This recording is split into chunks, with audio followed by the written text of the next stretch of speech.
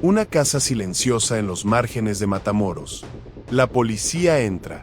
En la sala, velas consumidas, símbolos dibujados en el piso y el cuerpo sin vida de un niño. Al centro, un padre con la mirada perdida murmura que lo hizo para salvarlo. ¿Cómo llegó una familia a creer que la única salida era un exorcismo casero? La historia retrocede, y nada volverá a ser igual. El episodio abre en los primeros días de un cálido mes de agosto de un año reciente, cuando Matamoros, en el norte de Tamaulipas, parece una ciudad detenida entre el bullicio cotidiano y un silencio que esconde demasiadas historias. Una de ellas comienza en una modesta vivienda de paredes color arena. La policía encuentra aquel espacio cargado de un aroma a cera quemada y humedad. Sobre la mesa, objetos religiosos dispares, estampas, frascos de agua bendita, una Biblia envejecida y una cuerda aún enrollada, como si nadie hubiese tenido tiempo de esconderla. Todo apunta a un ritual improvisado, producto de la desesperación más extrema. No es la primera vez en la región que un acto de fanatismo deriva en tragedia. Pero esta vez, algo se siente distinto, más profundo, más oscuro. Un crimen que parece no explicarse con lógica. Todavía. Para comprender aquel desenlace, el relato viaja unos años atrás, cuando la familia del futuro agresor vivía una rutina común. Los vecinos recuerdan los días en que el padre, trabajador fronterizo, cruzaba cada mañana buscando mejores oportunidades. Pero también recuerdan su mirada cansada y una creciente inclinación hacia grupos religiosos informales que se reunían en patios traseros o bodegas abandonadas, especialmente desde mediados de la década de 2010. En ese ambiente, proliferaban discursos que mezclaban superstición, lecturas literales de textos sagrados y un miedo profundo al mal sobrenatural. Muchas de esas corrientes surgieron en periodos de crisis social, cuando la violencia generalizada hacía que algunos buscaran refugio en explicaciones espirituales extremas. En el padre, estas ideas no solo germinaron, florecieron. Hacia finales de la década, el padre comenzó a mostrar signos de aislamiento emocional. Las jornadas laborales se acortaron y los tiempos de encierro en su habitación aumentaron. En situaciones así, la combinación de estrés económico, soledad y creencias rígidas puede derivar en interpretaciones distorsionadas de la realidad. Fue en esta etapa cuando empezó a afirmar que su hijo, un niño tímido y reservado, mostraba señales. No eran más que rasgos propios de la infancia, pesadillas, falta de apetito, retraimiento escolar. Pero en la mente del padre, modificada por discursos alarmistas, se transformaron en síntomas de posesión. Nadie lo sabía aún, pero la tragedia ya estaba escrita en líneas invisibles. Durante una noche de principios del año siguiente, el padre, convencido de que debía intervenir, realizó un pequeño ritual doméstico. Velas encendidas, rezos improvisados y un ambiente cargado de tensión. El niño observaba con miedo mientras su madre, confundida y angustiada, intentaba calmar a su esposo. Estas dinámicas familiares son más comunes de lo que parecen cuando el miedo se vuelve un lenguaje compartido. La escena, aparentemente menor, fue el primer ensayo de un acto que más tarde escalaría sin control. Pero algo ocurrió aquella noche. El padre sintió que algo respondió. No era más que su propia sugestión, pero en su mente se convirtió en una señal irrefutable. En los meses posteriores, el padre abandonó casi por completo el trabajo. Pasaba horas viendo videos de supuestos exorcistas, conferencias, testimonios y predicciones apocalípticas. La atmósfera familiar se volvió frágil. La madre intentó buscar ayuda en varias ocasiones, pero la vergüenza y el miedo a las repercusiones sociales la detuvieron. En ciertos contextos, donde la mezcla de religiosidad intensa y aislamiento comunitario es frecuente, pedir apoyo psicológico se percibe como una traición o un fracaso. Y así, el conflicto interno se mantuvo oculto, alimentándose día a día. A medida que se acercaba el momento decisivo, el padre comenzó a preparar un ritual definitivo. Adquirió velas, cuerdas, agua consagrada y otros objetos que consideraba esenciales para expulsar un demonio imaginario. La madre percibió un cambio aún más inquietante. El padre hablaba solo, permanecía despierto casi toda la noche y aseguraba escuchar susurros. Era un cuadro clásico de deterioro psicológico grave, pero nadie lo vio venir con la claridad suficiente. Las horas previas al ritual están envueltas en una neblina de tensión y fatalismo. Una decisión equivocada estaba por cruzar la frontera de lo irreversible. La policía irrumpiendo en la vivienda. El silencio después del caos. El padre confesando entre murmullos que lo hizo para salvarlo. La escena no busca mostrar morbo, sino revelar el impacto devastador de la combinación entre fanatismo, miedo y deterioro mental no tratado. La justicia iniciará su proceso, pero la historia apenas comienza. Falta comprender qué factores sociales, psicológicos y culturales permitieron que este hecho ocurriera. Y sobre todo, qué señales pasaron inadvertidas. ¿El padre actuó bajo una creencia religiosa desbordada, o bajo una mente fragmentada por años de presión, aislamiento y miedo? El episodio retrocede décadas para reconstruir la historia invisible que lo llevó hasta aquella noche fatal.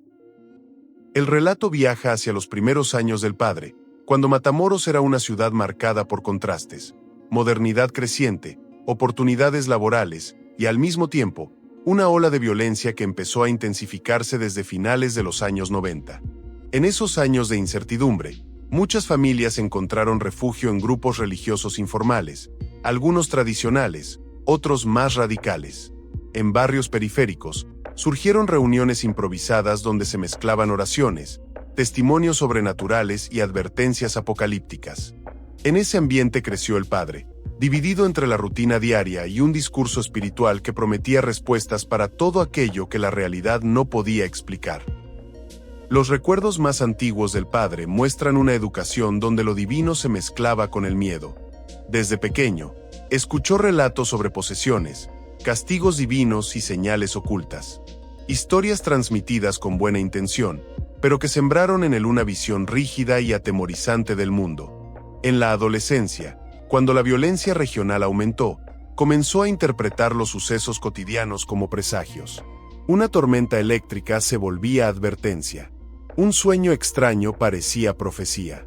La fe, que podía haber sido un refugio, se convirtió en un lente distorsionado por el que miraba todo. Al llegar a la adultez, el padre intentó construir una vida estable. Se casó, trabajó en la frontera y buscó formar un hogar tranquilo. Sin embargo, el padre empezó a obsesionarse con la idea de que la violencia exterior era consecuencia de fuerzas invisibles. Pasaba horas intentando interpretar hechos cotidianos como si fueran mensajes cifrados. Aunque aún mantenía una apariencia funcional, algo en su interior comenzaba a fragmentarse, una mezcla de ansiedad crónica, creencias sobrenaturales absolutas y la sensación de estar permanentemente bajo amenaza.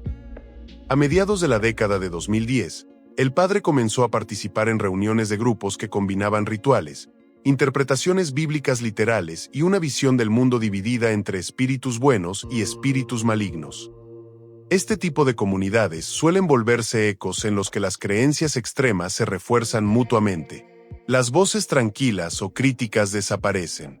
Solo queda la narrativa del miedo.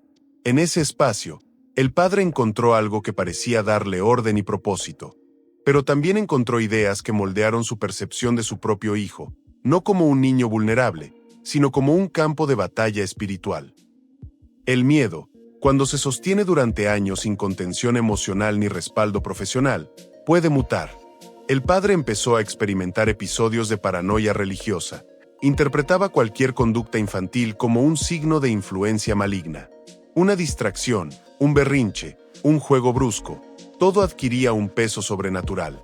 La madre, intentando mantener la calma, lo atribuyó al estrés, pero la realidad era más compleja. El fanatismo se fusionaba con un deterioro psicológico silencioso que nadie supo detectar a tiempo. Poco a poco, las amistades del padre se redujeron. Dejó de asistir a reuniones familiares, evitaba conversaciones triviales y se aferró cada vez más a discursos alarmistas. El aislamiento social es uno de los catalizadores más peligrosos en estos procesos.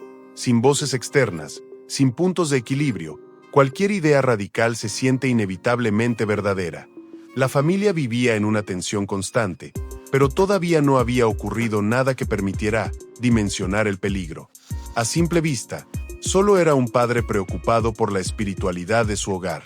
En realidad, era un hombre que ya había perdido la capacidad de distinguir entre fe y delirio. En los meses previos al crimen, el padre empezó a sentirse elegido, convencido de que una batalla espiritual se acercaba. Su hijo, según su percepción alterada, era el blanco perfecto de esas presuntas fuerzas. Cada señal insignificante alimentaba una narrativa interna que se volvía cada vez más peligrosa y descontrolada. No había enemigos reales, solo miedos convertidos en certezas. El camino hacia el ritual estaba marcado, aunque la familia aún no lo sabía. Y la ciudad, ajena al peligro, seguía su rutina diaria sin imaginar que un fenómeno de fanatismo extremo estaba por estallar. El ritual no nació de la noche a la mañana. Fue el resultado de décadas de miedo, soledad y discursos extremos que moldearon una mente vulnerable. El siguiente episodio mostrará las horas finales, donde todas esas fuerzas convergieron en un desenlace irreversible. Un reloj detenido sobre una repisa, cubierto de polvo. El tiempo parece haberse congelado justo antes del momento clave. ¿En qué instante exacto el miedo superó a la razón y convirtió una sospecha imaginaria en un ritual fatal? El episodio reconstruye las últimas 2 jornadas antes del crimen, minuto a minuto, desde dentro del hogar. La casa luce tensa, silenciosa. El padre despierta tras una noche casi sin dormir. Con los ojos enrojecidos, camina por el pasillo como si buscara señales invisibles. Según testimonios posteriores, esa mañana mencionó haber tenido un sueño revelador, donde fuerzas oscuras reclamaban a su hijo. No fue un sueño, sino una expresión de su deterioro emocional y psicológico. Afuera, Matamoros sigue su ritmo habitual. Mercados abren, los niños juegan, los autos pasan. Pero en el interior de aquella vivienda, la realidad comienza a desfigurarse. Este es el punto en el que ninguna advertencia externa podía penetrar el cerco mental que el padre había construido durante años. Durante la tarde, el padre organiza sobre la mesa una serie de objetos que considera esenciales: velas, agua bendita, cuerdas, libros religiosos desgastados. Cada elemento es colocado con obsesiva precisión. La preparación ritual cumple una función psicológica, da sensación de control ante un miedo indescriptible. Para el padre, estos objetos no eran simples herramientas, sino defensas contra un enemigo invisible. La madre presiente que algo está por romperse. Observa, duda, intenta intervenir. Pero el padre responde con evasivas y frases cargadas de angustia. El ambiente se densifica. El hogar deja de sentirse como un refugio y comienza a oler a encierro, a fatalismo. Una noche espesa, con un silencio que parece aplastar las paredes. El padre se sienta frente a las velas encendidas. Murmura oraciones en voz baja, repitiéndolas una y otra vez, como si intentara convencerse de algo que no termina de comprender. Con cada hora que pasa, su visión del mundo se estrecha más. Lo que antes eran dudas ahora son certezas absolutas. Cree escuchar pasos, susurros, señales. No hay voces, solo pensamientos que se han vuelto demasiado fuertes. El niño duerme en su habitación, ajeno al huracán emocional que lo rodea. Un instante que, con ayuda profesional o una intervención a tiempo, podría haber evitado la tragedia. Pero nadie está allí para detenerlo. Con los primeros minutos del alba, el padre siente que la señal definitiva ha llegado. Un ruido, un sueño, una idea fugaz. Cualquier estímulo se interpreta como confirmación. La madre intenta hablar con él, pero su mente está bloqueada. Se mueve rápido, casi mecánico. El amanecer puede intensificar la tensión emocional. La falta de sueño, el agotamiento y la ansiedad se combinan en un estado de hiperalerta. La casa entera respira miedo. No es un miedo sobrenatural, sino humano, terrenal, crudo. La tensión se vuelve irreversible. El padre interpreta un simple movimiento del niño, quizá un sobresalto al despertar, un gesto inocente, como señal de que la presencia ha tomado control. A partir de aquí, la realidad se distorsiona por completo. El miedo se transforma en acción, una acción peligrosa e impulsada por interpretaciones delirantes. Es producto de un colapso psicológico profundo, no de una voluntad racional. El padre realiza su versión improvisada de un ritual. No es un rito tradicional ni estructurado, es caótico, fragmentado, producto de sus propias creencias acumuladas. El ambiente está dominado por el resplandor intermitente de las velas. La madre, presa del shock, intenta comprender lo imposible. Lo que debía ser un acto de salvación se convierte en tragedia. No hay maldad consciente, sino una mente atrapada en una narrativa extrema que él mismo construyó. Describe cómo el padre, exhausto, se desploma junto a las velas consumidas. La madre logra pedir ayuda. La policía llega minutos después. La tragedia ya ha ocurrido, pero la comprensión apenas comienza. Lo que surge ahora no es solo dolor, sino interrogantes profundas sobre el fanatismo, la salud mental y la responsabilidad colectiva. La justicia tendrá que reconstruir lo que ocurrió, pero la sociedad también deberá preguntarse cómo permitió que una mente vulnerable llegara tan lejos sin recibir ayuda. El siguiente episodio explorará las consecuencias legales, sociales y emocionales que dejó este caso en Matamoros y en la familia. Un cuaderno judicial abierto sobre una mesa. En la parte superior, una frase subrayada: estado mental alterado. ¿Puede la ley comprender algo que la razón apenas puede nombrar? Este episodio reconstruye las consecuencias legales, sociales y humanas. La noticia sacude Matamoros. Los titulares hablan de un ritual fallido, de un padre fuera de sí, de un suceso que nadie sabe cómo interpretar. En la sala del Ministerio Público, el padre permanece en silencio. No entiende del todo lo ocurrido. Repite versiones contradictorias, algunas cargadas de culpa, otras atrapadas en su delirio religioso. El primer reto para las autoridades es distinguir entre responsabilidad penal y deterioro mental. La ley debe proteger, pero también comprender. En Tamaulipas, como en muchas partes del país, estos procesos enfrentan limitaciones, falta de especialistas, sobrecarga institucional y un estigma profundo hacia los temas de salud mental. La justicia avanza, pero a pasos lentos.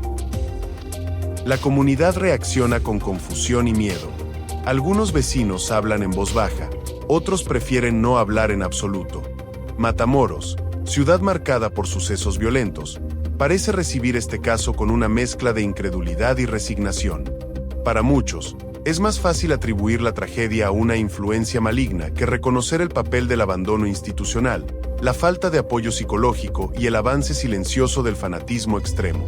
Las calles donde la familia vivía se convierten en territorio de rumores.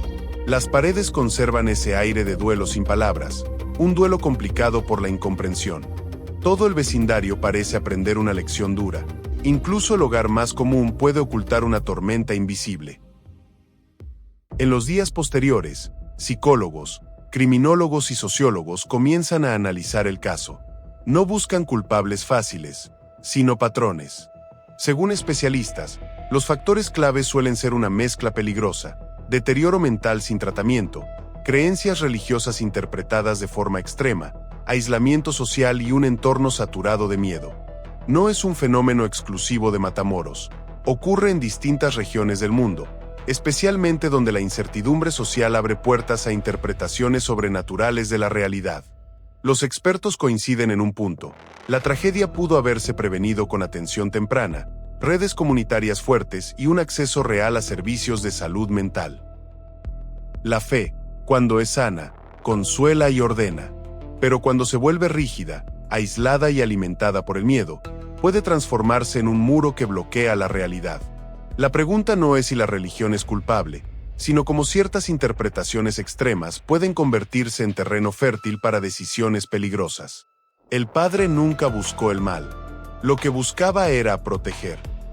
Pero la línea entre protección y daño se desdibujó bajo años de ansiedad, soledad y creencias distorsionadas.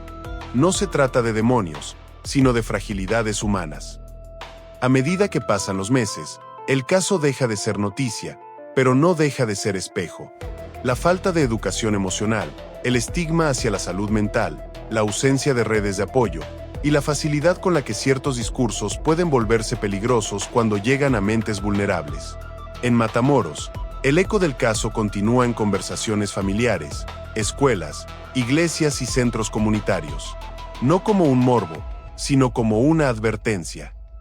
La frase estado mental alterado permanece subrayada, pero no alcanza a explicar todo. El caso no es solo una tragedia individual, es un síntoma colectivo. Expone la necesidad urgente de reconocer la fragilidad psicológica antes de que se convierta en tormenta. La historia termina no con una respuesta, sino con una advertencia.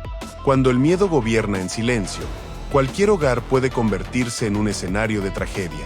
La pregunta que queda flotando es si la sociedad está dispuesta a escuchar estas señales antes de que sea demasiado tarde. El caso Matamoros no es solo una historia oscura. Es un recordatorio de que la salud mental, la información y el acompañamiento pueden salvar vidas. Y que el silencio, a veces, puede matar.